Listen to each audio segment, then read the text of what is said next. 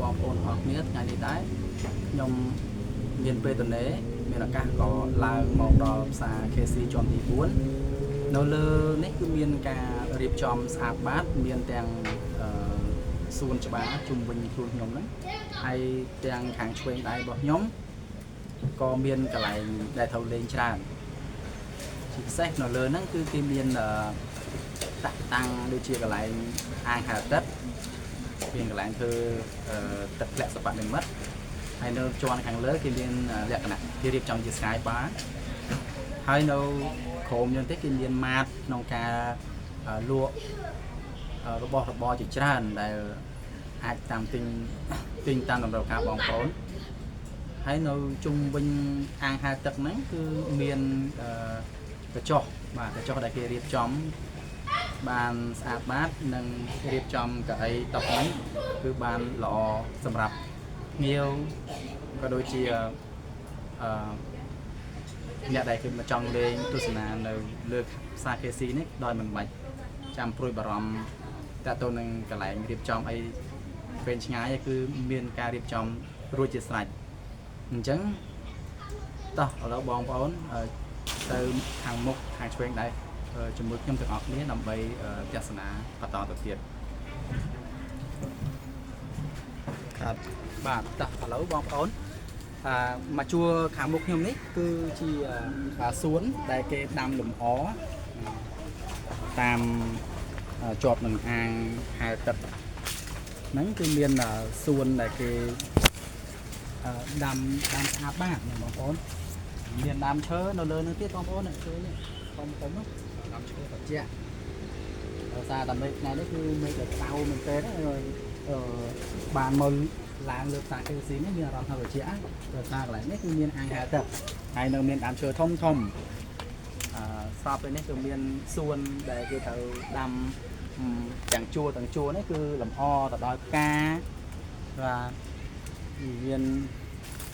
ច្រើនបែបបងប្អូនឃើញទេ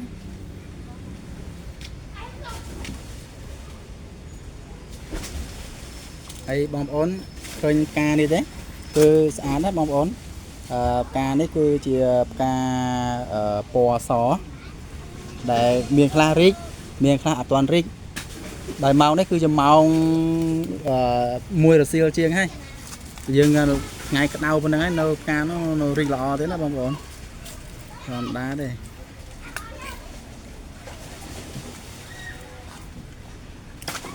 ចឹងបងប្អូនឃើញថាមកជួរនេះគឺមានដំណាំផ្លែឈើនេះគេហៅថាផ្លែតលឹងតឹងបងប្អូននេះមើលឥឡូវគេបេះអស់ហើយនៅសល់មួយគ្រាប់ហ្នឹងបាទហើយនៅមានក្តាប់បន្ថែមទៀតបន្តទៀតហ្នឹងនេះផ្លែតលឹងតឹងហើយនៅខាងមុខខ្ញុំនេះវិញបងប្អូននេះគេហៅថាដើមរាសីបាទដើមរាសីនេះដែរគឺជាដើមរុក្ខជាតិមួយបែបដែលគេតែងតែនិយមដាំនៅតាមផ្ទះរៀងខ្លួនព្រោះឯដើមរុក្ខជាតិនេះគឺដាំទៅគឺលម្អផ្ទះផងគឺមានរាសីឲ្យបងប្អូនរស់ស៊ីមានបានផងហើយបងប្អូនឃើញដើមហ្នឹងដាំតាម1ម៉ែត្រ2ម៉ែត្រទេក៏ប៉ុន្តែវាលូតលាស់បានធំជាប់ដើមឈើនេះគឺដើមវាធំបងប្អូន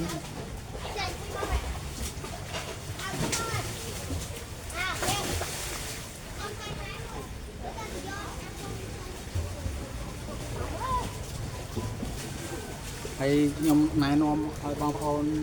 មកទស្សនានៅកន្លែងនេះបន្ថែមទៀតតាមដៃនេះគឺជាបើយើងនិយាយថាប្រភូមិមាន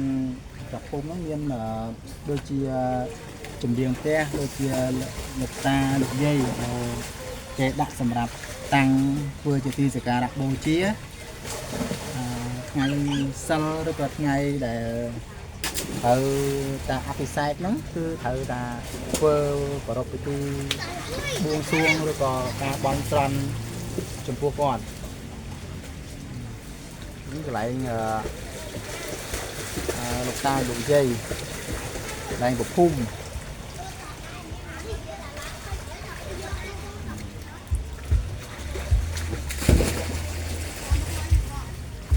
អូនពេញខាងពេញឯងខ្ញុំនេះគឺលំអទៅដោយរុក្ខជាតិក៏ដូចជាផ្កាដាក់តាំងអញ្ចឹងណាបងប្អូន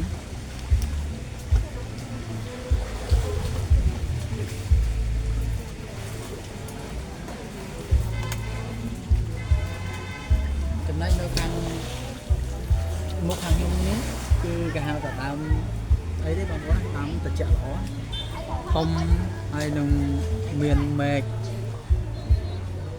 សាខាស្អាតត្រជាក់រហូតមែកខាងដើមដៃខ្ញុំ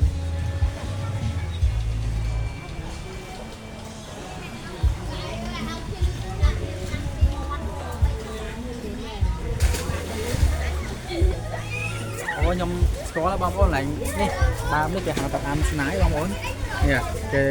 កាត់តម្រឹមបានស្អាតគេកាត់តម្រឹមមិនឲ្យមានមេឃអីឆ្កែឆ្កាអីទៅជឿនេះអានេះគេរៀបចំកាត់តម្រឹមនេះឲ្យស្អាតជារូបរាងសត្វអីចឹងណាបងប្អូនខ្ញុំឃើញជាពិសេសនៅកន្លែងតាមម៉ាតតាមក្រាស់សាំងអីគេកាត់ធ្វើជារូបសត្វសូនជារូបសត្វណាគឺសត្វប្រើសត្វមៀងអីហ្នឹងដើមស្នាយហ្នឹង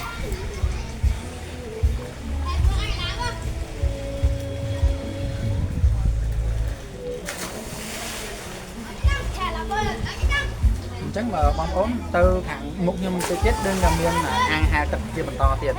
ដែលមានអ្នកដែលគាត់ចូលចិត្តមកហែលទឹកហ្នឹងគឺមានច្រើននេះបងប្អូនមានអាហារស្ដាំនេះគឺអាហារទឹកបាទអាហារទឹកដ៏ស្រស់ស្អាតហើយទឹកឡើងថ្លាដូចកញ្ចក់ហ្នឹងបងប្អូនហើយមិនត្រឹមតែប៉ុណ្ណោះគេមានដាក់បំរាមហាមបាទនេះស្ដាំដៃខ្ញុំបន្ទាប់នេះគឺមានគេដាក់